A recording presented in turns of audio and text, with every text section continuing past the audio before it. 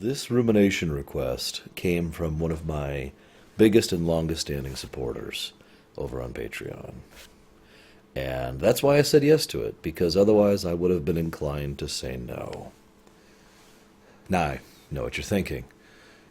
Laura, why would you say no to doing a movie rumination, which you're usually okay with, about a movie you very much like and, in fact, have seen multiple times? In fact, this time, rewatching this for this rumination, was my fourth time watching this film. So, what's the issue here?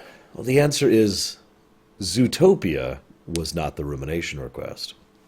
Let me clear something up very quickly. I've been kind of wanting to do this in an open media for some time, and I hope at least a decent number of my viewers will watch this particular video in order to be able to learn this little history lesson. You see, all the way back in the day, when I used to just do these for fun in my spare time while I was doing server updates or whatever, I would just sit down and talk about a game from memory.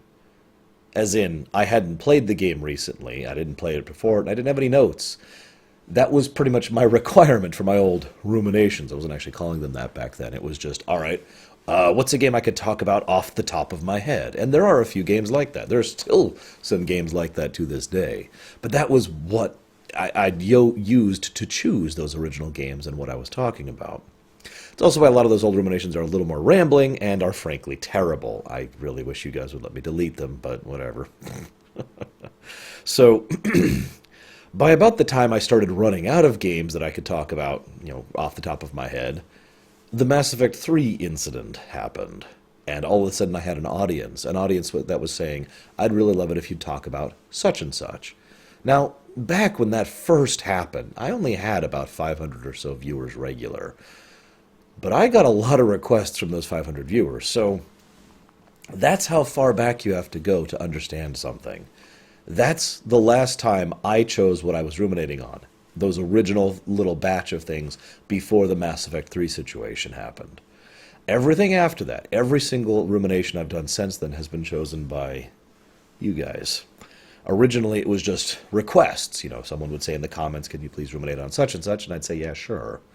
Once I started doing this as my full-time job, it became a thing through Patreon. People who donated and supported through Patreon would be able to request something, and I would do it based on that. So what I'm trying to say is, for the better part of the last 5 or so years, I haven't chosen what I've ruminated on. I don't. It was either been random viewers or patrons ever since. This leads me to why this was such a difficult issue. And I actually wrestled with this for some time, to be completely honest with you, because the request was, you, that is to say me, choose what I ruminate on. I was told to choose my own rumination for the first time in 5 years. That was a little daunting. And I say without hyperbole that I actually spent a few months deliberating on this point. It's actually the specific reason why I pushed this particular rumination to the very end of this floodgate cycle, because I specifically wanted to ensure that I had as much time as possible to think about it. Ultimately, however, I decided to go ahead and go back to my roots on this one, something I just could talk about off the top of my head. Now, that's not just because it's something I know very well, or even something that I like very well, but because it has something that I want to discuss. Something that I wanted to sit down and say, God, do you ever think about this or such and such, The kind of thing where if another person showed up who was a fan of said franchise or game or movie or whatever showed up, I would want to talk to that person about such and such. And that leads me to this movie. I was actually impressed by I had the great fortune of seeing this movie in the theaters thanks to my niece. Although I am very much fond of Pixar films, and I'm not particularly ashamed of that. Yes, I know this isn't actually, you get my point. I have been a fan of the Pixar style of films ever since they started happening, and very few of them are ones I don't care for. Cars 3, excuse me. Oh, I had something terrible stuck in my throat there. But even when I first saw this movie impressed me. Now, this particular series of developers is kind of well known for really, really doing their homework on a lot of aspects of the animation. And I was looking into the behind-the-scenes stuff, and almost all of it was completely about how much time they spent studying. Like, they literally put samples of fur under microscopes, under different lighting patterns to see what it would look like close up so they could replicate that and then go across the entire fur patch.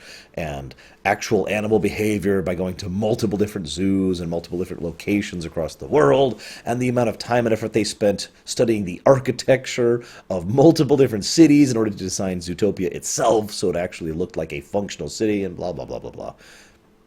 Not a lot of what I usually get from the behind-the-scenes stuff. Now, I will admit if there's one flaw to this film, it feels a little bit too small in terms of its characters. Within the first about 15 minutes or so, I didn't write down the time, we encounter almost every major character in the entire film. Like, just more or less by happenstance as you're walking along. Pretty much by the time we meet Zenek, which I think that's how you're supposed to pronounce it. They almost never say his name. The little fox. Excuse me. We have met pretty much every major character, including Doug, it's worth noting, up until that point in time. We've already met Bellwether, we've already met Bogo, we've already met, obviously Judy and Nick. We meet Nick in that scene. There are very few exceptions to characters who have any relevance that we'll meet after that. There's, I think, like 4 total. Nevertheless, one thing the movie does very, very well is details. The amount of attention put into details in this film is actually mind-boggling. This is the kind of film that would be perfect for a lore run, because I could actually point to each of these things as we're going through, like, look, and there's that, and then there's that, and look what happened there, and there's this thing, remember this thing, this ties into this other thing? Doing this in a rumination format isn't going to work, so I'm not going to. I'm just going to point out a few of the details that I personally found more interesting than the others. I actually have 2 pages of notes for this movie, so holy hell. I do want to say one quick thing about the behind the scenes, and that's that I've seen the interviews about what this film was originally going to be, and it's very different. I'm not sure I would have liked the original film, which actually focused entirely on Nick and was a spy thriller type story that happened to have some scenes set in this Zootopia place.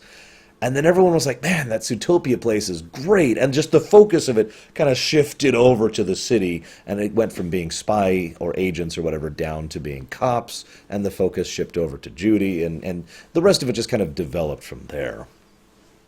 But there was one other thing that went into the creation of this film that I like a lot.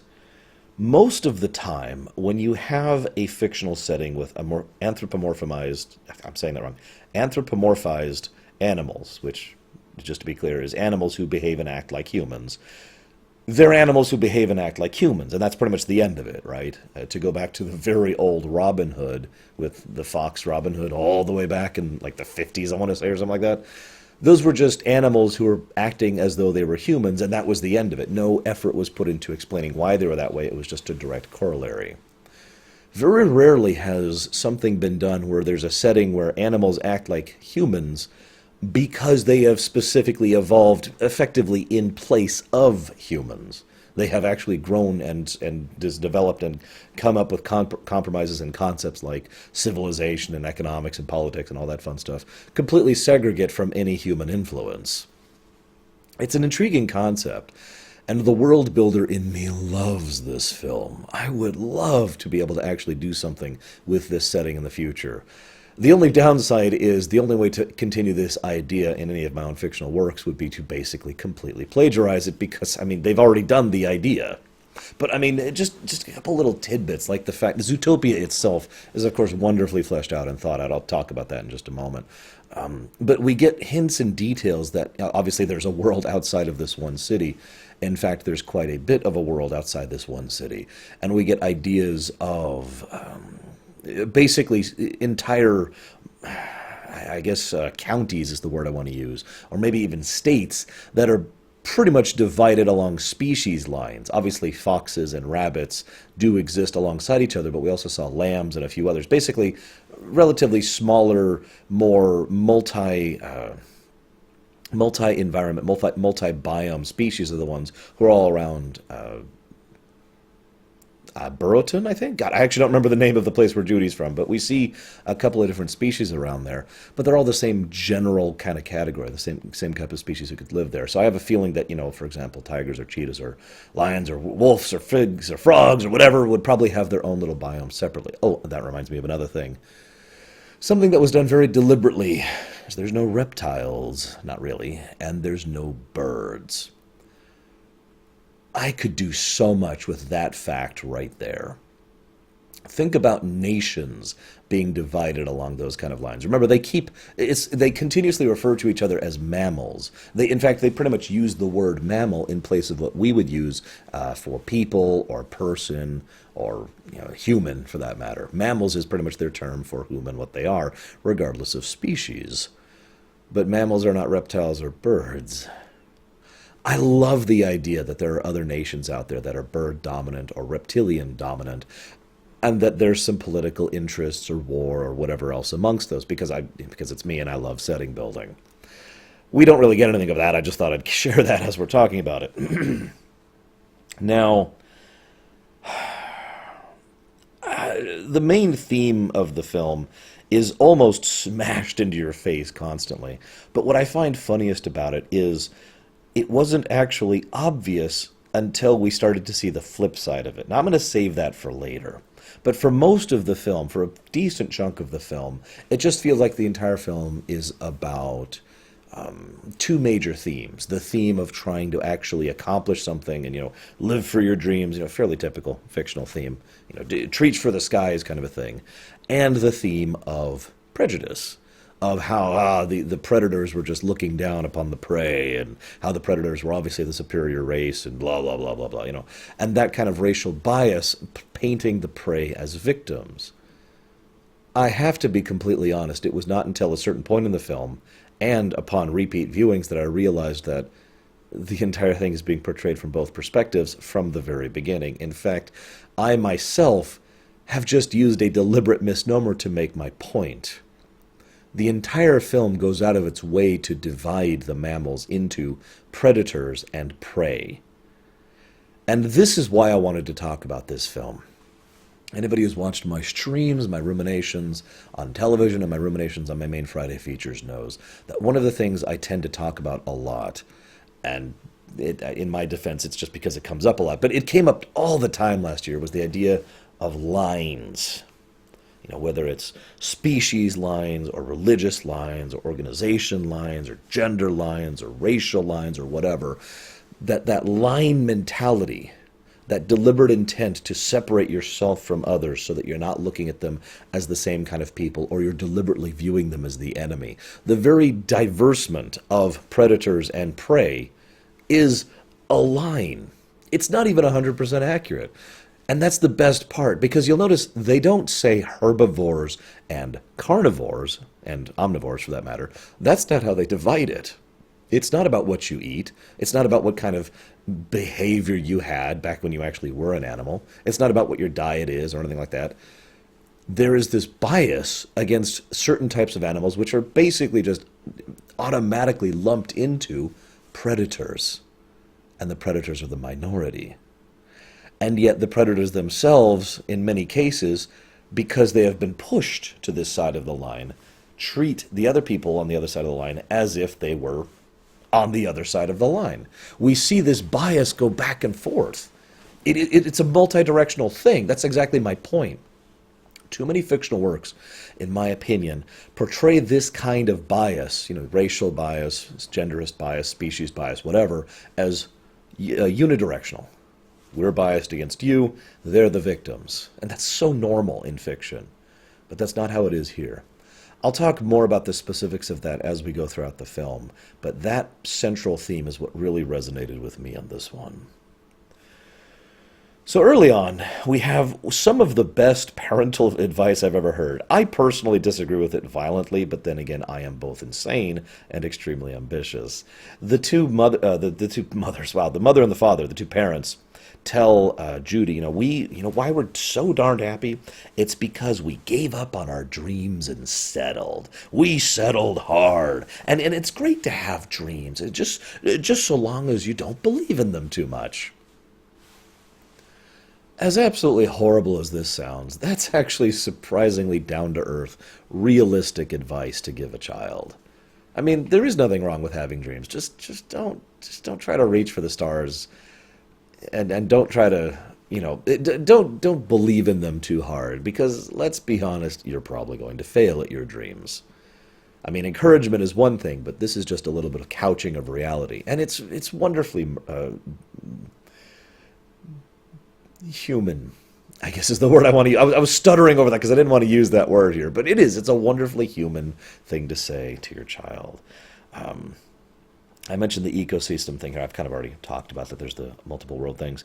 One interesting thing, I'm just kind of blazing through the film here because I don't have much to say about the intro part, but I do like the part about how her nose twitches when she's afraid or excited or whatever. I just want you to remember that. If you happen to rewatch this film, either before or after this rumination, do me a favor and watch Judy's nose. I know that sounds weird, but remember how I mentioned those details? They are very good with when her nose twitches and when it does not. So they're talking about, oh God, you need to go, and there's predators, and oh my God, and weasels. You got to be careful about weasels. And no, honey, you play poker with a weasel. Ah, he cheats like crazy. And they're just kind of going back and forth. And she's like the couching voice of reason, and he's like, oh my God, you don't understand. Until they bring up foxes. Now, one of the things I think is interesting about this film is for all the biases, and there are multiple different biases which are presented both as an aggregate and as individuals throughout the course of the film, the anti-fox bias is almost universal. We see the kids do it back in the flashback. We see the elephant do it very severely. In fact, he even has, forgive me for skipping ahead, but the elephant, when he's talking down to Nick, says, look, I don't know if you read fox. Now, I'm emphasizing that a bit more because he says it quickly. He almost kind of slides that insult under the rug there, but that's what he says.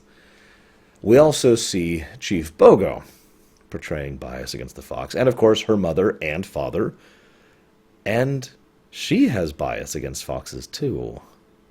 In fact, I think I'm missing a few instances. It's very common, in other words.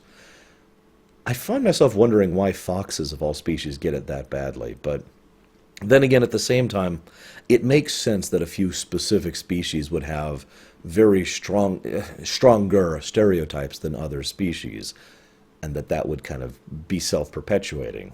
I mean, it's the old argument, right? When everyone treats you like a crook, why bother being anything else? So, there's a lot of human moments, and I just want to comment on one really quick.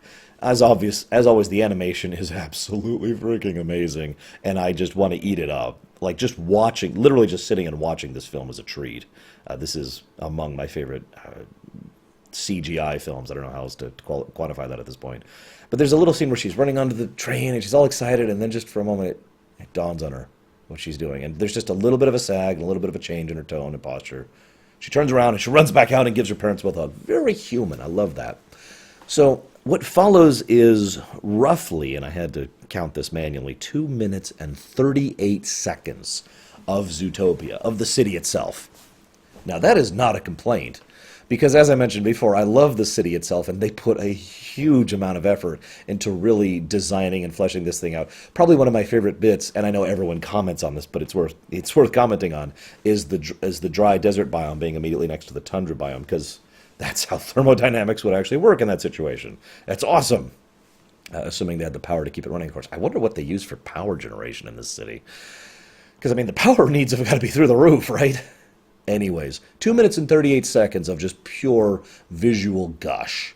And a decent song playing. I don't care for it that much. But, I mean, I could watch that on mute and still love it.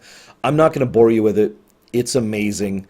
And it's worth showcasing because not only does it serve the story element of trying to emphasize the multiple biomes, the multiple peoples, the multiple different species all coordinating in a way that we haven't really seen to date. Remember, we were fairly self-enclosed in what we have seen thus far and what she has seen living and growing up on the farm. But we also see the work and the effort that was put in by the artists and by the designers and by the modelers and the animators, and God knows how many other people were actually working on that city. Those people deserve a medal and probably a raise and probably a week off. So then she gets parking duty from Chief Bogo. Now, I'd like to share a theory I've read about from other people who have theorized about this film. Excuse me. Weird hiccup. That theory is that Chief Bogo is actually a really good person who was completely justified in everything he did. Now, I don't fully agree with that theory, and there are two reasons why, which I will cover later. But I do have to admit that there's a decent amount of evidence that what he is doing is fully logical and reasonable and not being a dick. First point of evidence, and I know this is jumping forward way ahead, is the fact that once any given individual earns his respect, he's actually quite affable and nice around them, including Judy herself later on. Furthermore, there is a great deal of logic into giving a rookie cop an easy assignment. I mean, the argument that Judy seems to have is, well, you've got missing mammals cases. I need to help with that. We need every cop available working on this.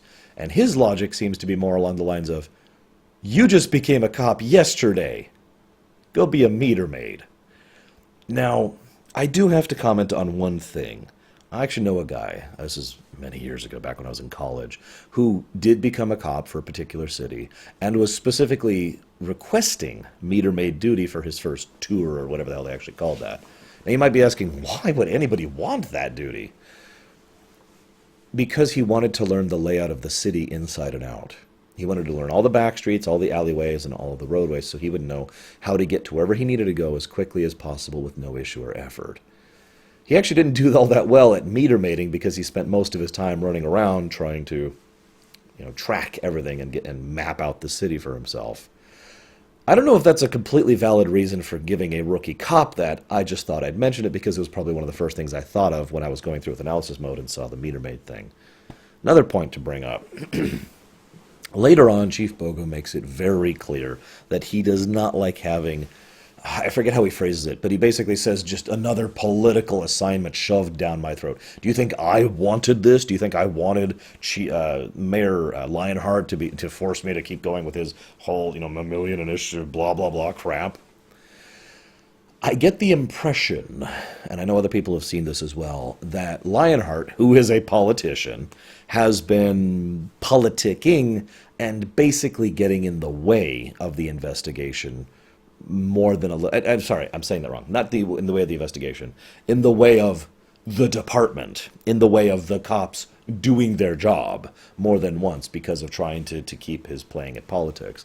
And so it is entirely possible, and indeed I'd say this is very likely, that Chief Bogo initially views Judy as someone who's just someone else I have to put up with, who has been rammed down my throat. Whatever, fine. The final bit of evidence that has been levied is the fact that he gives her 48 hours to sink or swim. Whether that's a valid leadership strategy is up to you, and a lot of that depends on whether or not he would have actually fired her if she failed. This is where my personal disbelief comes into this. This is because it looks like, in the scene where they're in the rainforest, he asks for her badge. And that to me sounds like he fully intended to actually fire her over this, which would make this not a particularly good leadership decision. Let me explain what I mean by this. She had 48 hours to figure this out or fail. This would accomplish one of two objectives, theoretically. If she succeeds, she's a damn good cop, and she would have his respect. And funnily enough, that is what happens. She does succeed. She does have his respect. He knows that she can actually be someone who is competent and whom he can rely on, which is what he wants. That's very clear in this film. Or she would fail, and her ego would deflate. She would be brought down to earth. I hate to quote a recent film, but failure is a fantastic teacher. And remember, this is a woman who is a valedictorian, who is incredibly ambitious, and who received a political assignment to the central precinct of Zootopia. Precinct 1, city center, right? In other words, the top precinct of the entire region. I do like how they mentioned that there's multiple precincts. That would make a lot of sense given how huge this city is. So, by all accounts, she is someone who needs to be taken down a peg, especially for someone who doesn't know her. Speaking as someone who does know her, because I've been analyzing this film several times, she absolutely needs to be taken down a peg. One of the things that's relevant about her character pretty much throughout the entire film is that she is very, very passionate absolutely passionate, definitely cares about what she's doing. She's one of those people who wants to do the right thing for the right reason rather than, just because it's expedient or because it's political maneuver or whatever. She actually cares. And I like that. And I do think that kind of person would make a great cop. With temperament. With tempering, I should say. Because multiple times in this film, like when she goes after Weaselton, not Wesselton, and when she goes after all the evidence in the train car, are just two obvious examples off the top of my head, she basically overextends herself and it doesn't go particularly well. Now, it is worth noting that in the case of Weaselton, now I'm screwing up. In the case of Weaselton, she did succeed there with minimal problems. But she still came very close to causing a total disaster, basically just in her own enthusiasm. Abandoning her post, abandoning the property, causing a huge ruckus, making a panic amongst the small town, or whatever it was actually called. And of course, I don't actually know how much property damage was caused during that scuffle, but at least a little bit. However, she did catch the guy. He doesn't actually acknowledge that, of course. She does catch the guy. And I would be remiss if I didn't point out that obviously he is connected to this whole thing somehow because he was trying to sell night howlers to... Yeah, so anyways, moving on. It's another one of those connecting points things. The train thing is a much more obvious example of her overextending and completely screwing up. To be blunt, if not for Nick, she would have been screwed because she would have had no evidence whatsoever. Yeah. Anyways, so the logic here is let's bring her down a peg. You failed. And then if this was legitimate, he would be like, all right, you're not fired. You're going to go back to meter maid duty. We'll work your way back up the ranks, because that's what you're supposed to do to your rookies. You're supposed to train them so they're not rookies anymore, right? Right? Anybody out there who plays video games? I'm sure at least some of you do. That's what you do with noobs. You try to make them not noobs anymore. Anyways. So, then they go on the meter maid montage, and it's a nice little montage. It kind of shows that whole drive and passion thing I mentioned earlier. And then Doug nearly runs over Nick. This is probably one of the most interesting scenes in the whole film because it's the most subtle, in my opinion. There's a lot of obvious symbolism, and there's a lot of somewhat more under-the-hood symbolism. But this scene is bloody subtle. Because that is Doug. It's Doug driving the van. And he nearly runs Nick over. And in response to this, Nick does this. No vocals, by the way. He's just like, dude, you almost ran me over. He doesn't say anything. You know what Doug says? He yells at him, aggressively and angrily, and gestures while he drives away. Judy, the cop, looks at the guy who just nearly got run over and gets suspicious of him. Now, if you've seen this film, you understand why. It's because he's a fox. And the other one was a lamb or a ram or whatever. I'm not actually sure, to be completely honest with you. They all look the same to me. Sheep. We'll just call him a sheep. There you go. I love that. That is bloody subtle. And it's like a 3-second scene just... And then she's on... And then the whole scene is framed as her following this shifty fox. She even reaches for a fox repellent. And then, of course, he starts doing his thing. And the look on her face... Oh, my God. She's mortified. Because she's biased, too. She is prejudiced against foxes. Talk more about that in a few. So she does that. He starts doing his hustle, and I mentioned, of course, look. You probably can't read, fox. I already mentioned that earlier. One thing I want to add on top of this is that I actually wrote down the species somewhere. I have so many notes. Nick goes out of his way to it's a fennec. Nick goes out of his way to present fennec as his son. That's another one of those little subtle things that's probably not going to make sense unless you know anything about foxes, because fennec is a different species of fox. Nick is a red fox. Fennec is a fennec fox. I'm not sure I'm pronouncing that correctly. Can't be a son. Nobody notices because you all look the same. I mean, I said that jokingly earlier, but I was trying to set up to this because that is exactly the point. Everyone just sees a fox and another fox, and at no point does it occur to any of the people who see the two hustling them that they couldn't possibly be related. Even Judy, who, it's worth noting, has a lot of book knowledge and could usually catch up on that little bit of minutia. Yeah. So, let's see here. Checking my notes really quick here. All right. So, I want to mention one other thing really quick. There's a bit where she says, man, you're just a real articulate fella. Now that's just slathering the obviousness all over the place, because she's saying that from an obvious, like, man, you're really good. She all but says, you're a real articulate fella for a fox. And his response is just horrifying in its overtness. You know, the whole, it's rare I see people who aren't so condescending. Thing is, that got me thinking a little bit. Why articulate? Of all the many prejudices we see against foxes in this film, being articulate is not one of them. But then I remembered the previous fox she had significant encounter with, at least that we see, is Gideon Grey, who is not articulate. In fact, he's an idiot. You know, he's got to find his Dunna, or Dinna, his DNA, right? So this is basically just her being like, no, you're definitely not like in the other foxes I've seen. Just a little touch there. So then things start to go badly. And I have a quick question here, really quick. So she's been meter mating, and that was the, I'm going to prove to the world scene. We've got the rise in tempo. And then she finds out about Nick's hustle, which is a nice little montage. And then she starts coming down a little bit because he basically talks circles around her. She's too personally upset, emotionally invested in this to actually be able to think around this. It's not that she's dumb. Later on, when she actually uses her brain, she catches him handily and easily, like 5 times in a row. So that's not the issue. She's just pissed. And of course she is. God damn it, I just went through this whole thing where I thought foxes were okay because I thought you weren't okay, but then you were okay, but now you're not okay again. Of course she's upset, because what she's thinking in her head is, I was right. I was right to look down on foxes.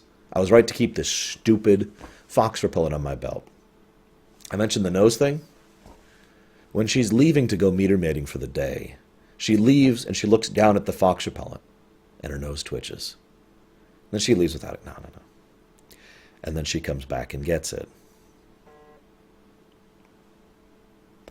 So she's pissed, obviously. I have a quick question, though. Why is his van, I know it's actually not his van, but why is their van a piece of crap? And why do they have old, dilapidated clothes, and why are they poor? Now, you might be like, well, of course they're poor. They don't have a real job. They're foxes. He says he makes $200 a day. That's a lot of freaking money. I wouldn't mind making $200 a freaking day. Jesus Christ. That's, oh God, that's like 40-something a year. I don't feel like doing the math off the top of my head. That's almost twice what I make. In fact, I think that's over twice what I make right now. And I don't exactly make terrible money. Thank you all, everyone, for your assistance on that. So why is he in this? I mean, he even has the same bandana from when he was a kid. He's got this frickin' shirt, which still has the same design as his own. I mean, why? Why is his van a piece of crap? I don't know. Anyways, I just thought I'd mention that. One other thing that I didn't catch until this playthrough, or excuse me, watch through. She goes and she gets the thing of carrot, the carrot dinner, and she puts it in. And then it comes out and it's this dinky little thing. Now, my first gut reaction was, well, the obvious one. I was expecting this, and I got this. But that didn't actually make sense to me. Because it actually, the carrot is very small, not just a bad carrot. And she surely would have been able to feel how heavy it was, and it actually says the ounceage on the surface of the package. So unless they're flat out lying, and then it clicked with me. She overcooked it. And I know this is hysterical. I swear I'm not making this up. I was actually steaming some vegetables while I was watching this film, which includes steamed carrots. And I kid you not, I was actually munching on some shriveled, tiny steamed carrots while I was watching this scene when it clicked. I swear I'm not making this up. It was carrots, onions, and potatoes, because I love steamed vegetables. So it was just, oh, of course, she overcooked it. That's the point. The point is that she messed up again. So, I already mentioned her reckless approach thing. I do want to mention how I like how the movie simultaneously encourages her as the protagonist and encourages us to root for her, while at the same time penalizes her and punishes her for doing what is effectively the wrong thing. What she did was very reckless and it's pretty much the definition of reckless endangerment, actually. Now, I don't agree with the whole wait for the real cops to deal with it, but at the same time, what she did was basically not too far in one direction, which is total obstinacy, and too far in the direction that she was doing, which was going completely over the top. I said that sentence wrong. Point being, she went too far in one way. She should have had a more measured response, but she doesn't because she's Judy. That's not what she does. So Mrs. Hops, or would that be Miss Hops? Oh, you know what? I don't remember. Let's call her Officer Hops because I don't remember how that goes. Officer Hops decides to just charge in and be hero. She even says this flat out to Boga later. I went in, I caught the bad guy, that's what I'm supposed to do. And then, between the damages, between the endangerment, and between the onions, she's nearly fired over this, it's worth noting. In fact, she technically should have been fired. The only thing that prevented that was Bellwether getting involved. I want to point something out really quick here. This is something that's established throughout the film, but it's very interesting to me, the way they present it. Chief Bogo is very honest. Nick is surprisingly honest. Klauhauser, honest. Most of those characters are actually pretty damn honest around that we see on screen. Bellwether is nice. And that's the really weird thing, because one of the traits that she has is that she is kind and considerate and helpful, but not that she's honest. I find that very interesting that was deliberately put into her dialogue throughout the course of this film. So I mentioned the politics thing. Not going to go over that again. And the bargain thing, which I've already talked about.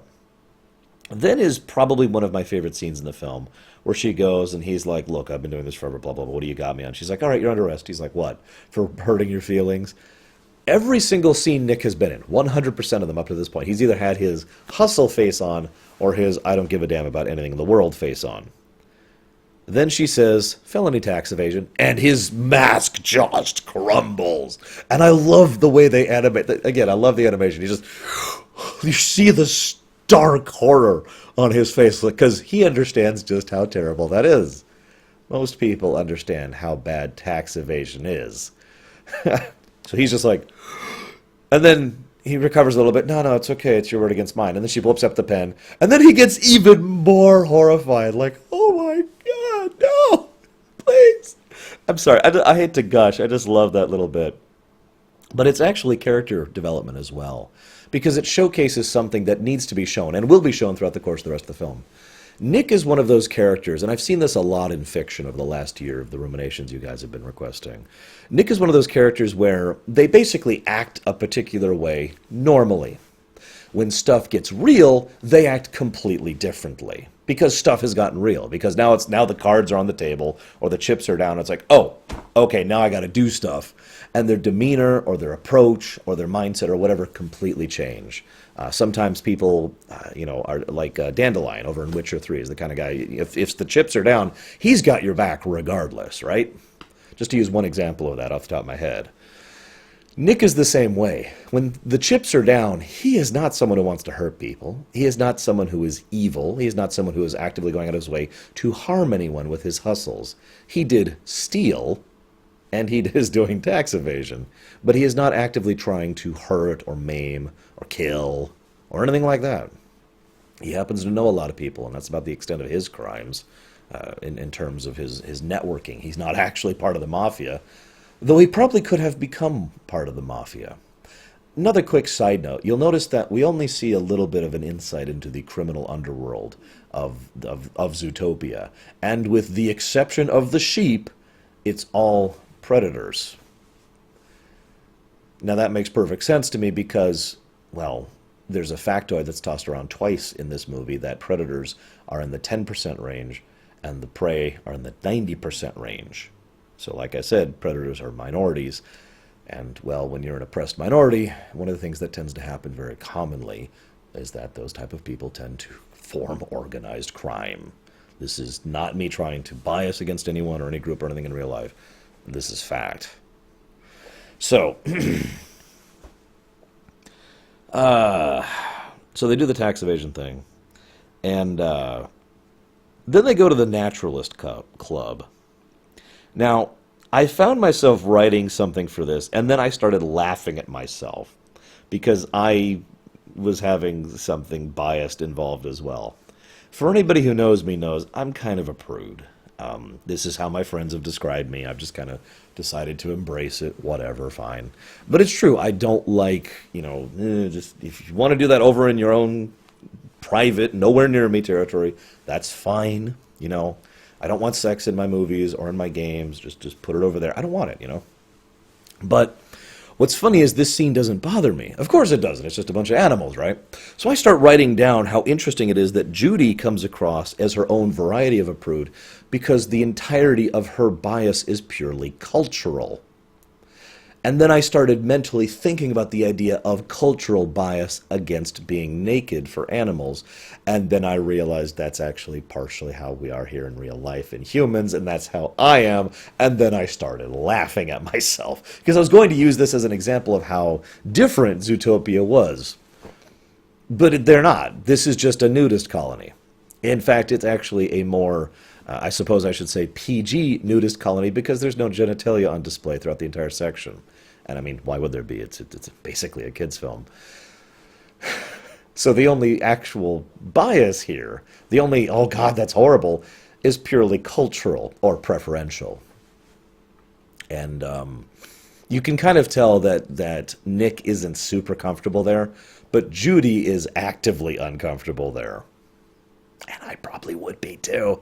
Anyways, you can make fun of me. Go ahead. I deserve it. So then there's the sloth scene. Now, I have only two things to say about the sloth scene.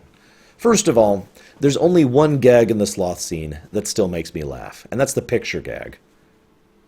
How many times have we gone to get our picture taken, and the delay is just so wrong on the picture, so you're like, and it starts to slip a little bit, and then the picture's taken, and then, so your driver's license picture's terrible, right? I love the idea of the fact that the guy hitting the thing is just doing it so slowly. And so the woman there is like, that made me laugh. The other thing I have to say is what I like to call I know Pixar, but it's the Pixar advert paradox. Because this is true in multiple cases for these kind of films. I've noticed they've kind of stopped doing this recently. I don't know if that will continue into the future.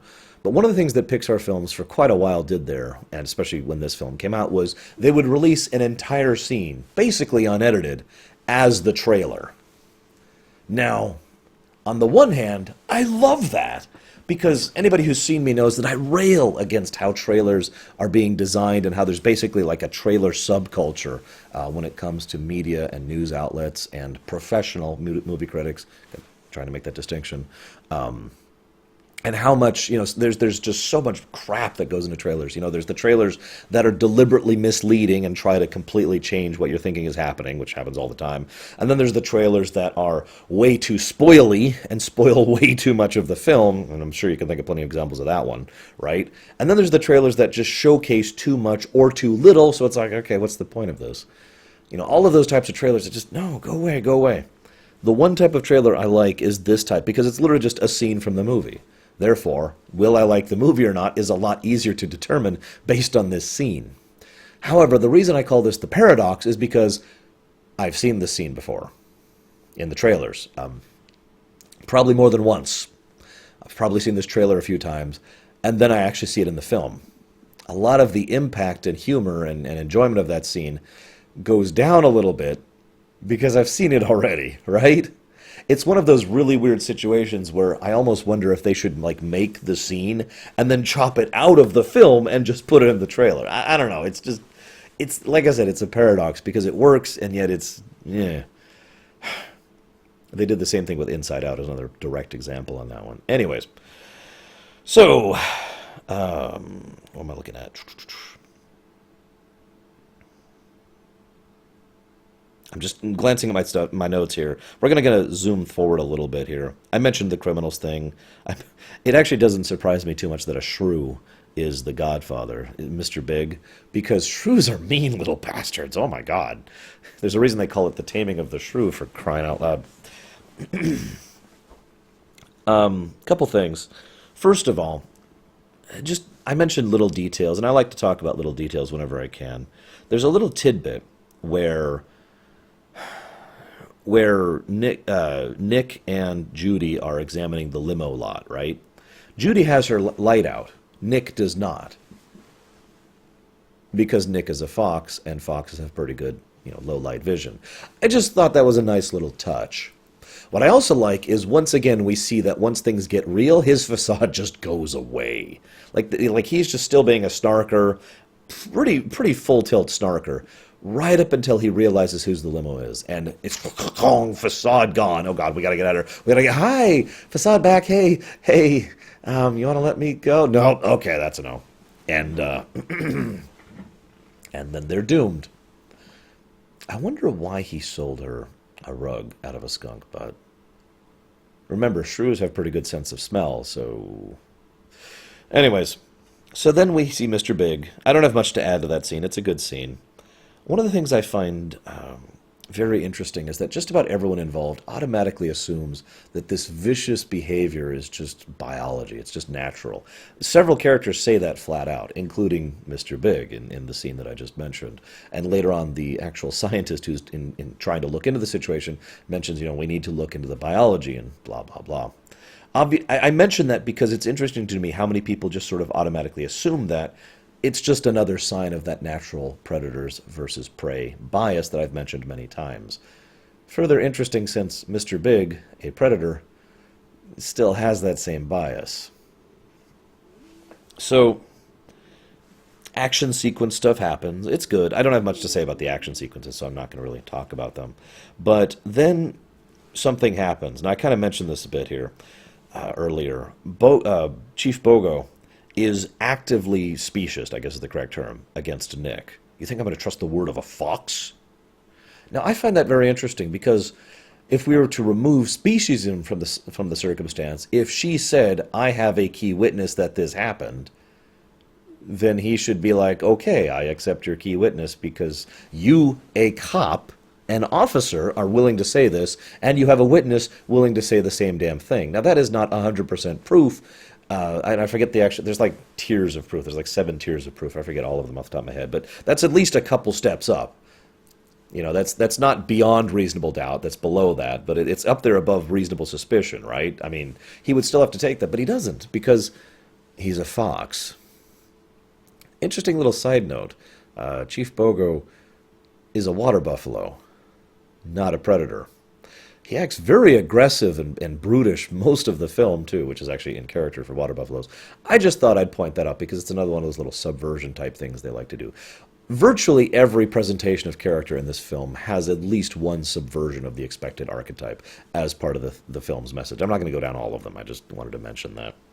So, notice her nose while Chief Bogo is chewing her out and demanding her badge. And then notice Nick. He looks horrified, actually angry. And you'll get this impression, this is just me, that he looks at this like, oh, this was real. I thought you were just playing pretend. I thought you were just trying to be a real cop. He's actually trying to kick you out of the force over this, and that's when he gets involved. He also does a little bit of a sly one. See, he has 4 digits, so this is his full hand, right? Like this. As he's counting out, he does this and says we have 10 hours left. Now, of course, most people don't notice that because most people, when they put their palms out like this, are holding up 10 digits. So 10 hours makes sense. But he's holding up 8. I just thought that was a nice little touch because I think that's actually him trying to pull a quick, fast one over Bogo. But then he has a quote, and this is actually my favorite quote in the entire film. Don't ever let them see that they get to you. I love that quote because it's not the simplistic, frankly wrong perspective. It's not saying, don't let them get to you. What? It's not, they're just trying to get you. I'm sure you've heard that one, right? Oh, they're just trying to upset you. Oh, they're just trying to hurt you. Don't worry about it. No, his advice is don't ever let them see that they get to you.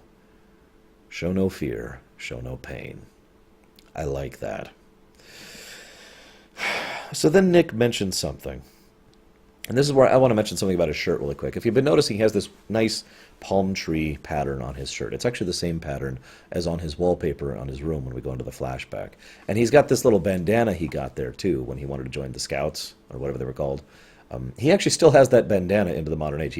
For example, he gets the blueberries up in it. But what I like about that, and about that flashback, this is the moment that it really just came home for me, how much anti-predator bias there was, in addition to the anti-prey bias, as I said when I first watched this film. But what I like about that scene, more than anything else, is that he has to swear an oath to be, and I wrote this down, brave, loyal, helpful, and trustworthy. I think Nick qualifies as all those throughout the course of this film. Now, you could argue which ones are which at which points, but it's nice to see he finally did fulfill that. And he becomes a cop for it, so that's cool. So, Lionheart, this is a great little bit. This is another one of those little subtle bits that I didn't catch my first time around. Lionheart is super aggravated. He's irritable as crap. He's like, not now, come on. Clear my schedule. I'm going to be busy.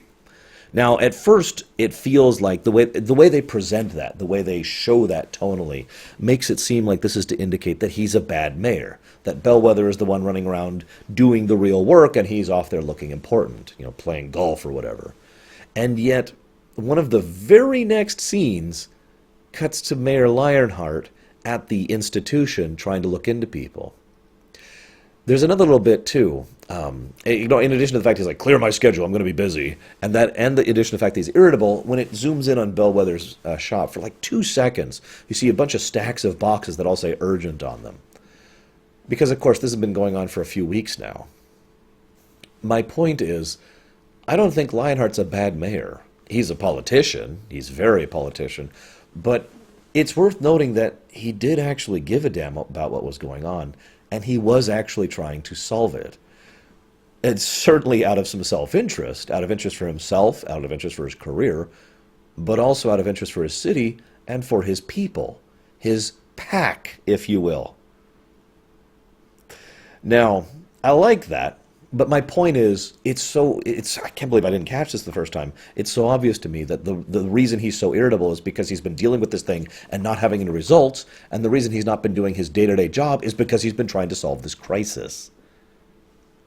It really adds another little layer to his character that makes him a lot more likable, in addition to the fact that he's voiced by, I can't remember his name, but he's awesome. I'm going to get 50 comments telling me his name now. He's voiced by Jonah Jameson, okay? What do you want from me? Really quick note I just want to share here. This is the first time I noticed this as well. Fourth time seeing this, and the first time I noticed a lot of things. While Bellwether is helping them out, 2 things I want to mention. First of all, actually 3 things. Oh my gosh. First of all, Bellwether, when he's playing with her wool, she gives absolutely no reaction to it, as if she wasn't even noticing it. And yet, much further on in the film, in the ending credits actually, when someone tries to do something very similar, she bats him away instantly. So she was just ignoring him. More show to that, the facade she was keeping up. But in addition to that, she ignores Nick almost completely. She talks with Judy. She animates with Judy. She's affable and nice, and she's got that whole projecting nicehood thing. But she completely ignores Nick. Whether it's because he's a fox or a predator, I don't know, but it just kind of showcases that. And the final thing I want to mention about this scene is that she has a little notepad. She's got a bunch of stuff around her desk. She's got a little lamb calendar and a lamb magnet and a little notepad that says Doug and a number. Now, for those of you who've forgotten, and I won't blame you because I think they only say his name twice in this film, Doug is the sniper who's been distilling the Night Howler poison, the savagery plague. Basically the closest thing to a made bad guy without actually being the mastermind behind it. Nice little touch there. So, they go out. We see the wolves who, it's actually interesting because when you think about it, these wolves would make very good special ops groups. They're wolves, they're pack animals, they know what they're doing, and they can coordinate quickly and move quickly. And wolves are also multi-biome, like some of the other species I mentioned earlier, like foxes and rabbits. But the funny thing is, they make terrible guards, and I think we kind of see the reason why that is. Although that's actually not true. Wolves can be good guards, but not the best because, anyways. So then they get inside, and then there's a nice little scene, and I admit I didn't see this my first time. I did see it my second. Judy is kneeling here, and Nick is kneeling there as well, and they're hiding and they're watching. And the scientist says something along the lines of, I think we need to start considering the possibility of biology. And it cuts to Judy and Nick for like a second. And we see her just kind of going, it's very light, very slight. And we see him going, like he raises an eyebrow almost incredulously. I mean, it's obvious why, right? So, I love all those little touches. God, this is such a polished film. I think it's one of the reasons I like it so much. So, they catch him, they get away, blah, blah, blah. You know, oh my gosh, we still don't know why this is happening. Nick gives an interesting little thing. Nick gives her what I like to call question avoidance 101.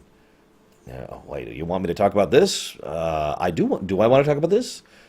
Yes, I do. You know, the whole rephrase it as a related question and then turn it back around. He does this several times on her, actually. And in fact, Lionheart does this a couple times in this film, too. Judy does this successfully once and then fails miserably at it every other point. Oh, and by the way, yes, it has been confirmed. Yes, that was Doug in the audience giving the prompting, leading question, which kind of tripped up Judy in order to try and prompt the whole thing. And once again, we see Bellwether being nice and kind. No, you did enough. You did exactly. She comes across as like, it's okay. I'll get you out of here. No real problems. Because she's already got what she wanted. There's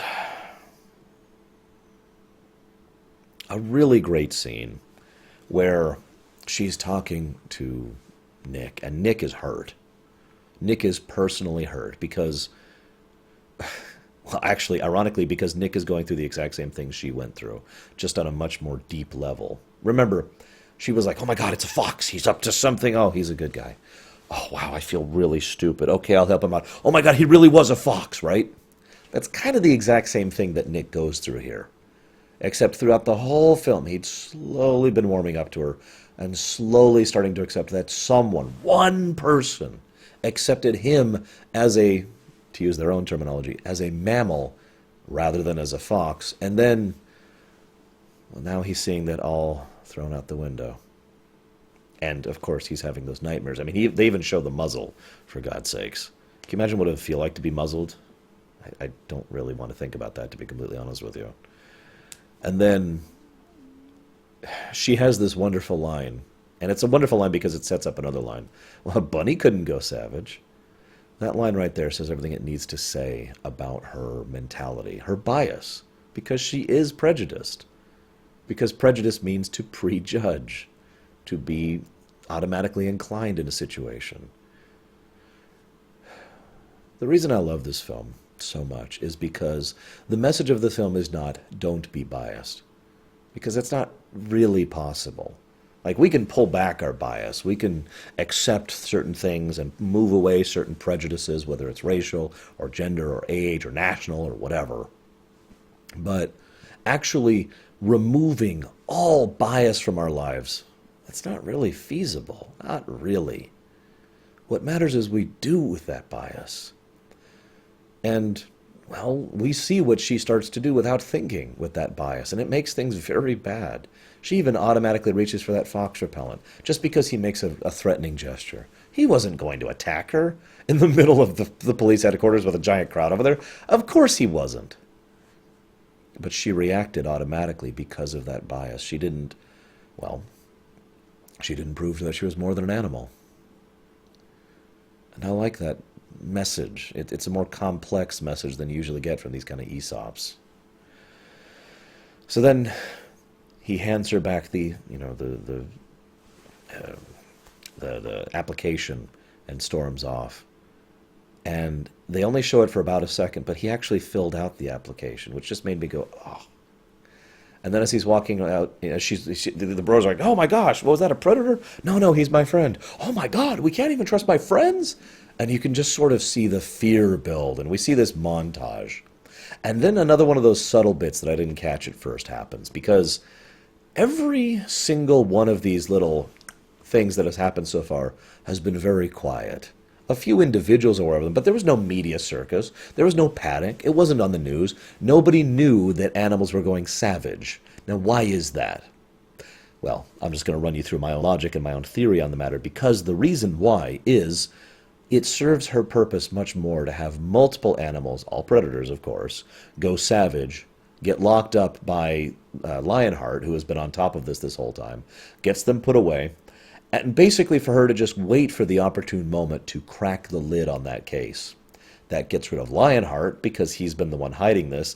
And it's instead of, oh my God, one random guy goes loco, it's, oh my God, 15 random people went insane and we didn't even know about it.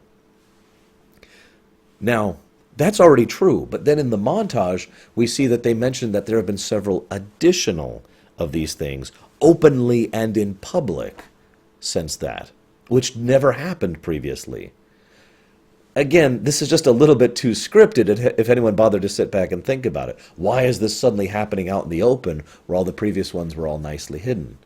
And it's because now that the cat is out of the bag, now that the news is out and the fear is cycling, now she wants to make sure that everyone knows. So we have this wonderful little montage. Excuse me. And there's actually a quote, "Go back to the forest, predator. I'm from the savannah." A little bit too much on the nose there, but what are you going to do? There's a bit where she's brought in to become like the new face of the ZPD, and I think in this scene is truly Chief Bogo at his most cohesed, at his most distilled, because he is very supportive, but he is also very honest. And all of that can be summarized by one quote, which I wrote down here. She says, I think I broke Zootopia. And he says, don't give yourself so much credit. The world's always been broken. That's why we need good cops like you. That is wonderfully honest while still being encouraging. It still makes me think that he was actually going to try and kick her off the force earlier. But it does also show that once she earned his respect, she frickin' had it. So she quits the force, and we have, in film, basically one scene of her being retired. This is probably one of my other little minor complaints about the film, because that's actually 3 months. I didn't know that until I started doing research for this particular video. She actually spends 3 months being retired and being off the force, and as things get worse and worse back in Zootopia, and as she sells blueberries and carrots and Lord knows what else, maybe some radishes? I could go for a radish right now. And so Gideon Gray comes there. Nice little touch, the fact that they reached out to him because of her, because she had encouraged them to think beyond specious boundaries, and they did. And Gideon Gray's been going to therapy. It's very clear by the way he talks. He's been going to therapy. And then they look at the night howlers, and they talk about how one of the bunnies went savage. And this line right here, this is what we like to call a wham line over on TV Tropes. A bunny can go savage. Oh, crap. And that just kind of makes everything make sense. Now, I don't actually have a lot to say about the rest of the film. There's not really much there. There's a really good scene. Nick is, of course, under a bridge. Nice touch, by the way.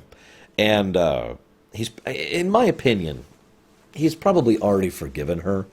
He's had 3 months, for God's sakes. He's had time to distance himself from his own personal stake in things and to accept that she did something in a moment, and that while she meant it, she didn't meant it intellectually. Again, it's that whole, what we do with our bias thing.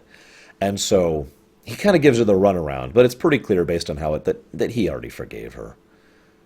But I like that scene because she just pours her heart out to him.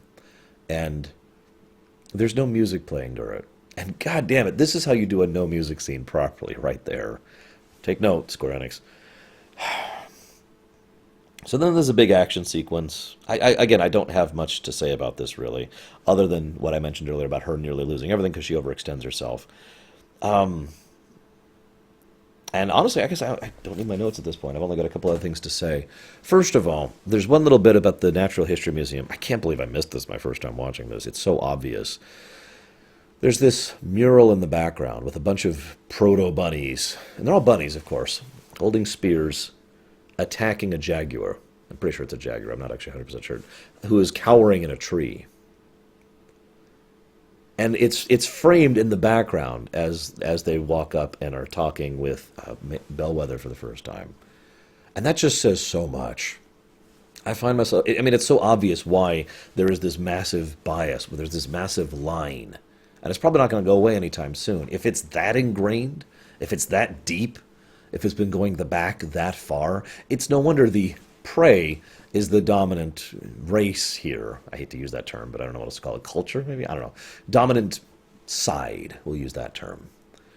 Because they're the ones who pretty much started developing, evolving, learning, growing, evolving is the wrong word, I don't want to use that, growing to use tools, to use technology. Technology's entire purpose is the application of ingenuity, right? I mean, that is the definition of technology. And technology's purpose has always been to supplant what you cannot provide through natural means. The predators, back in the day, probably didn't need any form of technology. The prey did, and again, no humans. So the prey developed. They got sticks. They got organization and communication. They got sticks with rocks at the end. What do the predators get? Now, at some point, there was probably some attempt at moving these two groups together. But again, the world builder in me wonders, how long ago was that?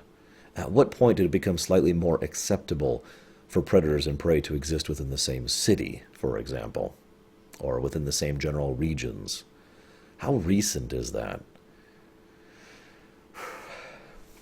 I'd give some real-life parallels, but honestly, I don't actually want to. Then there's the big finale, which is a nice bookend. I don't actually have much to say, but it's a very nice bookend. It's one of those things that if you pay very close attention, you can see what's going on. She gets injured and then deliberately runs the wrong way.